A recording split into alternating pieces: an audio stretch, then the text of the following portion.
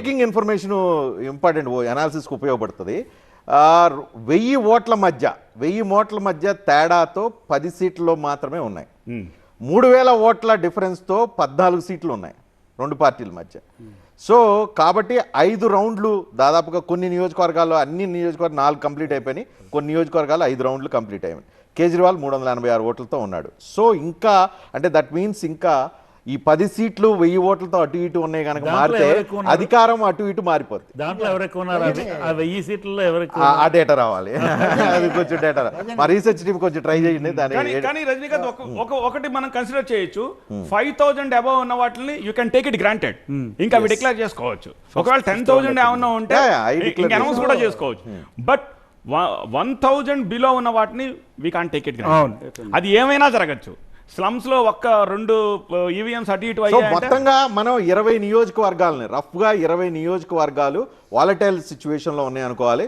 ఈ రాబోయే 4 రౌండ్లో ఈ 20 నియోజకవర్గాలు ఎటువైపు ఉంటాయి, అది ఇప్పుడు ఉన్నట్టుగానే ఉంటే same as it is result ఉంటుంది. కొంచెం అటు ఇటు మారిందని అంటే 40-50 కావచ్చు, లేకపోతే 30-35, 38 కూడా కావచ్చు. సో కాబట్టి అందరూ టీవీలకు అతుక్కుపోయి చూడండి. టీవీ క్రికెట్ మ్యాచ్ కంటే ఇంకా ఇంట్రెస్టింగ్గా ఉండే అవకాశం ఉంది. ఎందుకంటే ఢిల్లీ రాజకీయం దేశ భవిష్యత్తును మార్చబోతుంది.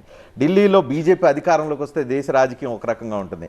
ఆప్ అధికారంలోకి వస్తే దేశ రాజకీయంలో సరికొత్త మార్పులు, చేర్పులు, చర్చలు, విశ్లేషణలు, కొత్త కూటములు, కొత్త ఏర్పాట్లు ఇవన్నీ వచ్చే అవకాశం ఉంది. కాబట్టి ఈ ఎన్నిక ఫలితం, రాబోయే గంటలో వచ్చే ఎన్నికల ఫలితం దేశ రాజకీయాలను సమూలంగా మారుస్తుంది అని అనటంలో సందేహం లేదు.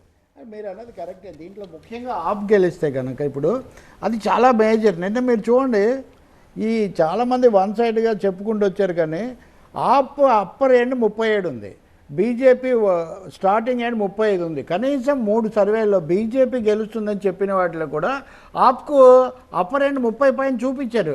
చాలా పోటాపోటీ. ఇందులో ఆప్ గెలిస్తే వచ్చే ప్రభావం చాలా ఎక్కువ.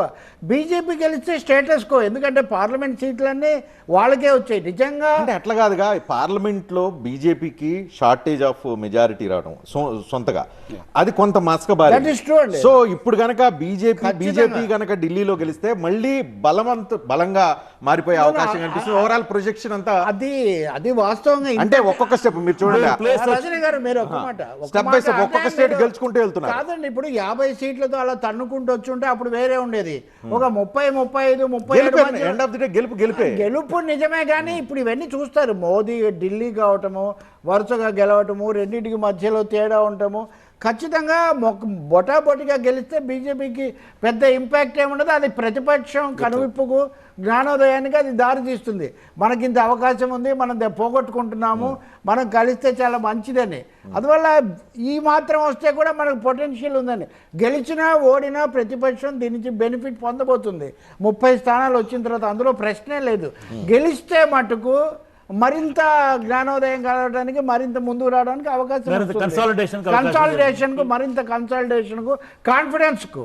డిమారలైజేషన్ వర్సెస్ కాన్ఫిడెన్స్ అనేది కనుక తీసుకుంటే ఇప్పటికి కాన్ఫిడెన్స్ నిలబెట్టుకున్నారు. ఏది మన చర్చ మొదలైనప్పుడు జిలేబీలతో జీవీఎల్ బయలుదేరినప్పటి నుంచి లడ్డూల దగ్గర నుంచి జిలేబీల దగ్గర ఆగింది.